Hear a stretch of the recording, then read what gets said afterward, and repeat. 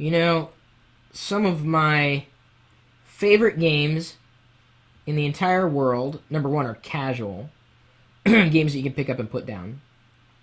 But I would say, more than anything, the thread that seems to run throughout all of my favorite games is how or who developed them. This is Cube Runner, one of my favorites. You just tilt the device back and forth to navigate through these cubes. It's very simple, crude graphics, but, it gets the job done. I'm entertained.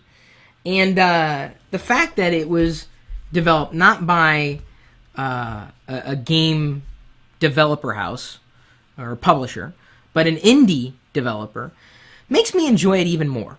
Because I feel that, it was created, and there's something pure about how it was created by an individual, not a company. Not to say that there's not a time and a place for enjoying games that are created by companies, because they usually have a bit more polish to them. But it's interesting. We've got a point out there. It's a story we've posted on LockerGnome.com, and it's titled, "Game Publishers Are Obsolete, So Why Haven't Developers Ditched Them Yet?" There have been a few games and applications that have been developed from indie developers simply by them going out to the community and posting something on Kickstarter and asking for a certain set of monies and giving bonuses in return for the people who would invest in them. Let me see if I can find it. I should have pulled this up beforehand. There is a game that is currently on Kickstarter, I hope. Yes, there's still 32 hours to go. Oh my goodness. You guys, you can give this a chance of winning. Feeble's Fable, The Legend of Runes. It's an adventure game, and 372 backer. I'm a backer. They need a lot more to go. 32 hours left in getting this thing funded. So the reason why I wanted to fund Feeble's Fable is because my favorite artist in the entire world, Justin Hillgrove, is doing the art, and I love Justin. As far as one could love an artist in his eye. He is amazing. In fact, I'm so happy he found out that Diane and I were married, and he knows that both Diane and I are huge fans of his.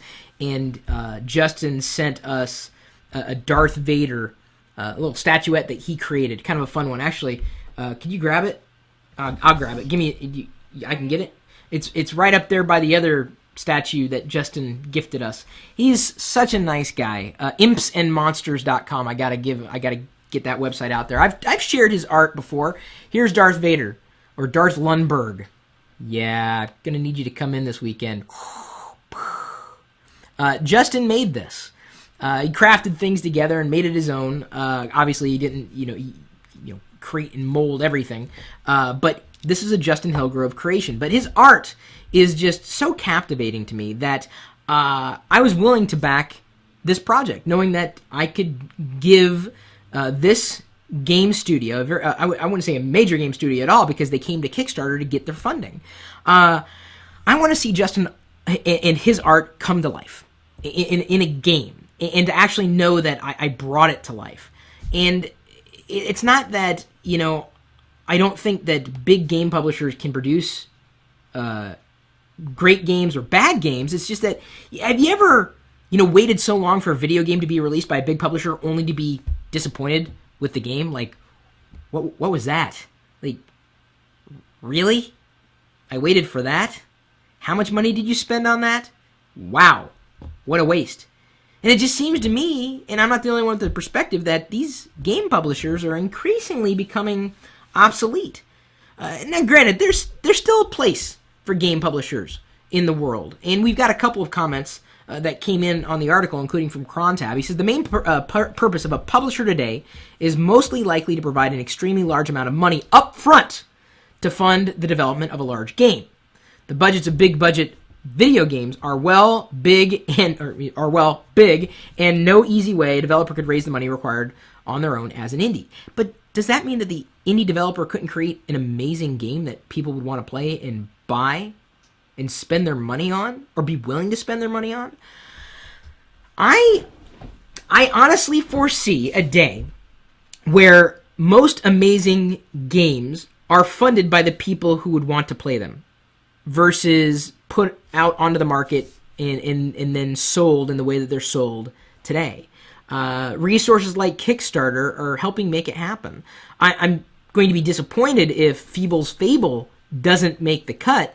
I did my best. I spread the word. I'm spreading the word now to let you know that it's still a possibility that they can make it. They got I wish I had more video game connections in the industry to let them know that this is an amazing artist whose work absolutely deserves to be seen in a video game. That's kind of, to me, it would be a dream come true because I love Justin as an artist. So I want to help those indie developers. I love helping the indie developers, especially if they created something or want to create something that I want to experience. And I really believe that the future of video game publishing and enjoyment is going to be through crowdfunding and crowdsourcing rather than through game publishing houses that get the money up front to fund the development on video games that may never actually go anywhere. So I know we've got a lot of gamers in our audience. I think you'll appreciate the icon that we used for the article on Locker Gnome talking about this story. And I know we've got a lot of people with opinions on it. I'm not going to give away the... okay, I'm going to give away the icon. Fine, I'll show you. There. It's a joystick. The funny thing is I was playing Draw Something the other day, and I drew a joystick, and the person didn't know what it was. How do you not know what a joystick is?